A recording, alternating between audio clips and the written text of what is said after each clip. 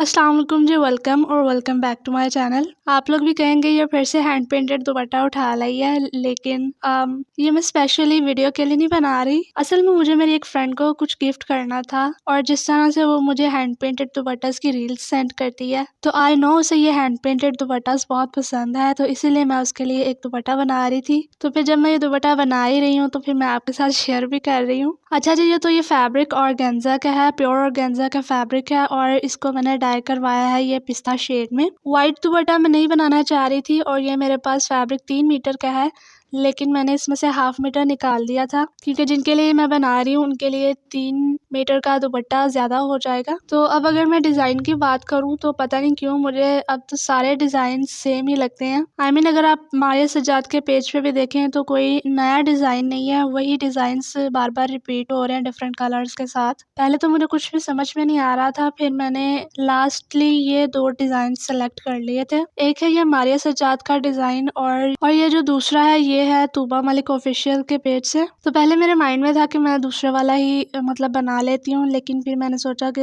कम ना लगे मतलब, तो फिर मैंने मारिया सजाद वाला सेलेक्ट कर लिया था डिज़ाइन। अच्छा जी, यहाँ पेंट्स की बात कर लें तो मैं ब्लू बर्ड के फैब्रिक पेंट्स यूज़ करती हूँ और आप लोग के इतने क्वेश्चंस होते हैं कि ये धुलने के बाद निकल तो नहीं जाएंगे, ये ख़राब तो नहीं हो जाएंगे। मतलब ये फैब्रिक पेंट्स हैं, स्पेशली फैब्रिक्स के लिए बने हैं, तो अप्लाई करने के बाद ये फैब्रिक से क्यों हटेंगे। और अगर आप चाहते हैं कि पेंट बहुत अच्छे से पक्के हो जाएं, फैब्रिक पे कोई डर ना रहे, तो आप फिर इनमें लाजमी बाइंडर ऐड करें पानी की जगह। उससे पेंट के कलर्स और ज्यादा पक्के हो जाएंगे और लॉन्ग लास्टिंग रहेंगे। अच्छा जी, दुपट्टे पे जो डिजाइन है अगर वो मैं आपको दुपट्टे पे बताऊं तो वो काफी मुश्किल हो जाएगा, इसलिए मैं पहले आपको पेपर पे समझा रही हूँ। तो इस डिजाइन में हमारे पास होंगे कुछ बड़े फ्लावर्स। तो जो हमारा बड़े वाला फ्लावर होगा उसके ऊपर हम एक और छोटा फ्लावर बनाएंगे, साथ में इस तरह की डंडियां होंगी जिन पे छोटे छोटे सर्कल्स होंगे और इसी के साथ एक 3 पत्तियों वाला छोटा सा एक और फूल बनेगा। तो ये 3 फूल होंगे दुपट्टे पे और इनके दरमियान जो अब जगह रह गई है यहाँ पर भी हम वही छोटे सर्कल्स वाली डंडियां बनाएंगे और साथ में पत्ते बनेंगे। कोई 2 जोड़कर पत्ते बना लेंगे, कोई सिंगल पत्ता बन जाएगा। तो इन फूलों के दरमियान जो जगह होगी वहाँ पर हम ये पत्ते और डंडियां बनाकर वो जगह फिल करेंगे। ऐसे ही हम अब दूसरी तरफ भी बना लेंगे सेम यही फ्लावर्स और उनके ऊपर छोटे फ्लावर्स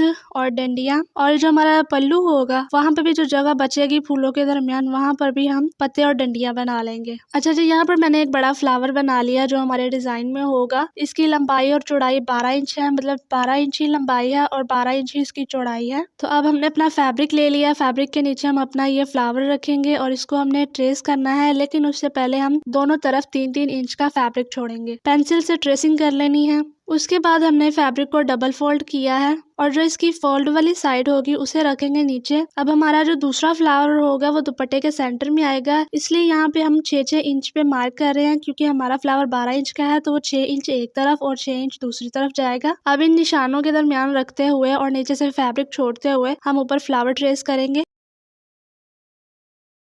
और अब हमारा जो तीसरा फ्लावर होगा वो दुपट्टे के दूसरे किनारे पे बनाएंगे और ऐसे ही यही फ्लावर्स दूसरी तरफ भी बना लेंगे। अब यहाँ मैंने एक और पेपर लिया है, इसकी लंबाई है 15 इंच। इसके ऊपर मैंने अपने दोनों छोटे फ्लावर्स ड्रॉ किए हुए हैं और साथ में दोनों डंडियां हैं। इस पेपर को फैब्रिक के नीचे रखेंगे और जो हमारा बड़े वाला फ्लावर है उसके साथ इसकी डंडियां जोड़ेंगे और इसको भी ट्रेस कर लेंगे। बाकी इन फ्लावर्स के दरमियान जैसे मैंने आपको बताया था कि ये पत्ते और डंडियां बनानी है, वो सारी मैं फ्री हैंड ही दुपट्टे पे डायरेक्ट बना लूंगी। तो यहाँ पर मैंने अपना 14 इंच वाला हुप लिया है। 12 इंच का हमारा बड़े वाला फ्लावर है तो वो इसके अंदर आराम से आ जाएगा। पेंट्स यहाँ पर मैंने मिक्स कर लिए हैं और अब मैं यहाँ पर सबसे पहले पिंक कलर से फ्लावर बना रही हूँ। अच्छे से फ्लावर्स की पेटल को शेप देनी है और अंदर सारी फिलिंग कर लेनी है। अच्छा, यहाँ पे मैं आपको बता दूं, आपने जो फ्लावर्स की पत्तियां हैं इनको ज्यादा गहराई नहीं देनी, मतलब हल्के हल्के से कट्स रखने हैं। इसकी मजीद डिटेलिंग हम हैंडवर्क से कर लेंगे बाद में। सेकंड कलर मैंने यहाँ पे लाइट पर्पल कलर लिया है।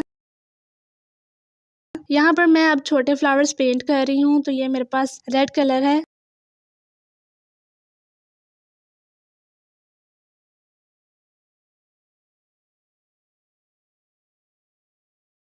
तो ये दोनों हमारी छोटे वाली पत्तियां पेंट हो गई हैं। जल्दी ड्राई करने के लिए मैं हेयर ड्रायर यूज करती हूँ। सादा ग्रीन कलर से मैं इन छोटे फूलों की डंडियां बना रही हूँ जो कि बड़े फ्लावर के साथ जोड़नी है। और इसी सादा ग्रीन कलर में मैंने थोड़ा ब्लू कलर ऐड किया है, जिससे हमारे पास ये ब्लूइश सा ग्रीन कलर बन गया है। और इससे हम अपनी डंडियां बनाएंगे। फिर हम इनके किनारों पर छोटे छोटे सर्कल्स बनाते जाएंगे। सर्कल्स बनाने के बाद मैं इसके दरमियान में इसको और थिक कर दे रही हूँ। इसकी डंडी को मैंने अंदर से और थिक कर दिया है। तो ऐसे ये दोनों तरफ ये डंडियां बना ली हैं मैंने छोटे सर्कल्स वाली। अच्छा, यहाँ पर आप देख लें, मैं यही सारे कलर्स यूज करूंगी पूरे दुपट्टे पे। Light purple, pink, red, green और ब्लूइश ग्रीन जो मैंने बनाया था, यही कलर्स मैं बारी बारी रिपीट करूंगी सारे फ्लावर्स में, पूरे दुपट्टे के पैटर्न में। तो जी यहाँ पर मैंने अपना पूरा दुपट्टा पेंट कर लिया है। कैसे पेंट किया है, कलर्स को मैंने कैसे मैनेज किया है, तो वो मैं आपको एंड पे दिखा दूंगी। अभी हम हैंडवर्क पे आते हैं। तो सबसे पहले मैं पत्तों पे काम करूंगी। उसके लिए मैंने ये सीक्वेंस लिए हैं बड़े, इनका साइज 4 है। तो सबसे पहले मैं स्मॉल सीक्वेंस से इनके अंदर स्प्रे वर्क करूंगी। एक एक स्टिच के साथ फासले फासले पे इन्हें अटैच करना है। फिर मैं अपने बड़े वाले सीक्वेंस लूंगी और उन्हें एक स्टिच से पहले मैंने अटैच किया है, उसके साथ ही थोड़ा सा फासला छोड़ते हुए सुई ऊपर को निकाली है। इसके ऊपर एक और सीक्वेंस डाला है और अब हमने सुई पिछले वाले सितारे में ही वापस डालनी है।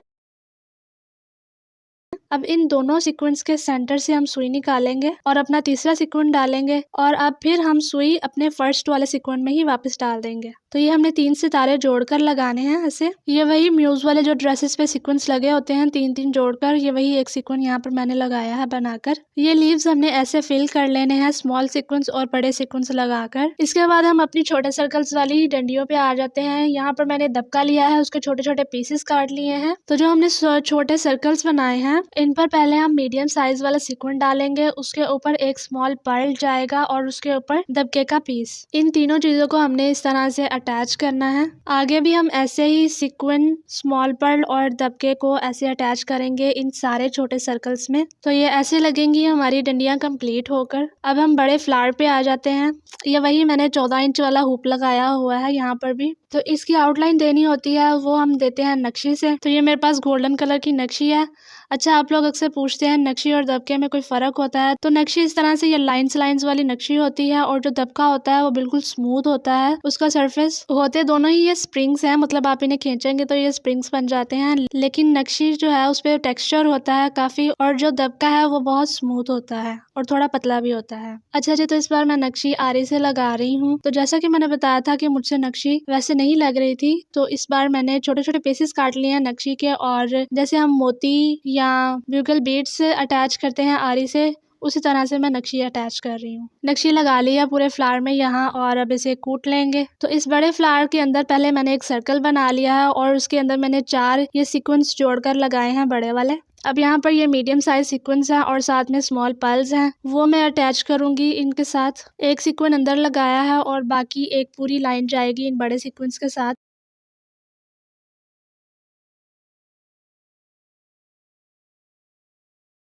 फिर इनके ऊपर मैंने फ्लावर सीक्वेंस लिए हैं और उन्हें भी मैं स्मॉल पर्ल के साथ अटैच करूंगी। इन फ्लावर्स में मैंने हल्का हल्का सा फासला रखा है।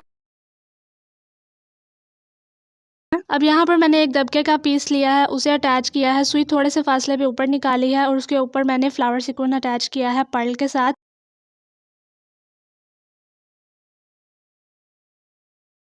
और अब की बार मैंने नक्शी का पीस लिया है और उसके साथ फ्लावर सीक्वेंस अटैच किया है।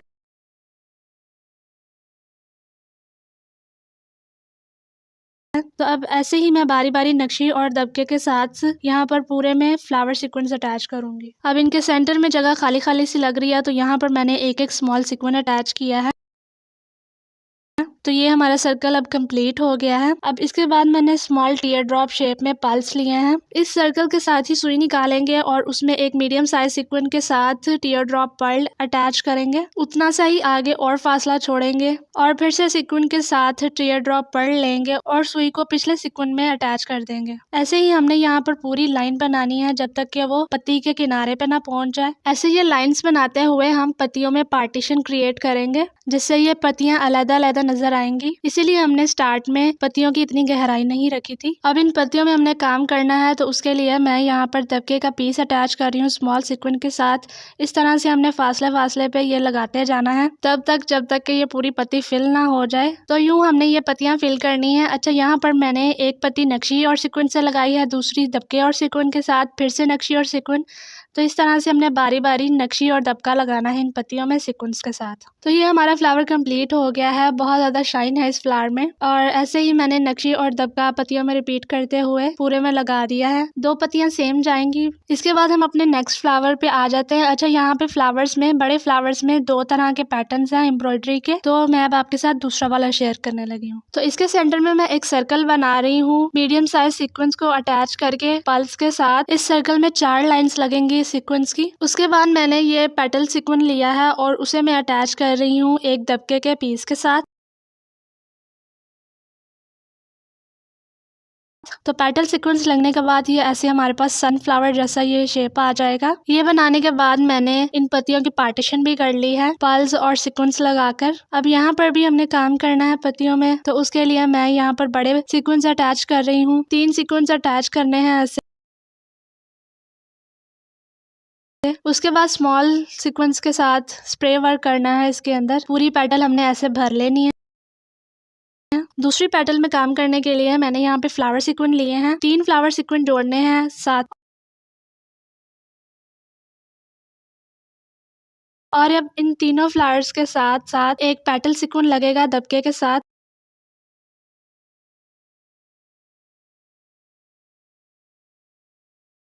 तो ये 3 छोटे छोटे फ्लावर्स बनाएंगे हम एक पेटल में, और यहाँ पर भी हम सीक्वेंस लगाएंगे, लेकिन यहाँ पर मैं इन सीक्वेंस का थोड़ा सा फासला ज्यादा रख रही हूँ। ये देख लें, पहले वाली पेटल में ज्यादा सीक्वेंस लगाए हुए हैं मैंने और दूसरे वाले में कम है। तो ये जो 2 पेटल्स हैं हमारी, इन दोनों को बाकी पूरे फ्लावर में रिपीट करना है। तो ये भी हमारा पूरा फ्लावर कंप्लीट हो गया है, शाइनी शाइनी। दोनों पेटल्स को रिपीट किया है और एंड पे ये दोनों पेटल्स सेम आई हैं। अब हम अपने छोटे फ्लावर्स पे आ जाते हैं। तो इस छोटे वाले फ्लावर में मैंने बड़े वाले सीक्वेंस अटैच कर लिए हैं 3। उसके ऊपर दबके के पीस के साथ मैं पर्ल अटैच कर रही हूँ और उसकी साइड पे दबके के पीसेस लगा रही हूँ सीक्वेंस के साथ। और अब इनकी साइड पे मैं फ्लावर सीक्वेंस और मीडियम साइज सीक्वेंस अटैच करूंगी।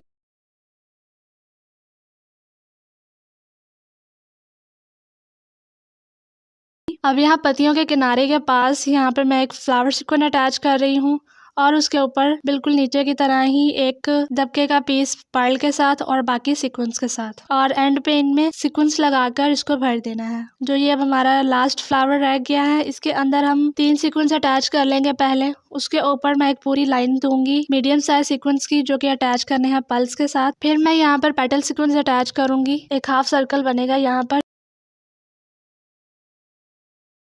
और फिर उनके ऊपर साथ में हम फ्लावर सीक्वेंस भी अटैच करेंगे। इसके बाद इन पत्तियों की भी पार्टीशन कर लेनी है पर्ल्स और सीक्वेंस लगाकर, और वैसे ही जो हमने पहला बड़ा फ्लावर फिल किया था नक्शी और दबके के पीसेस लगाकर सीक्वेंस के साथ, इसको भी ऐसे फिल कर लेना है।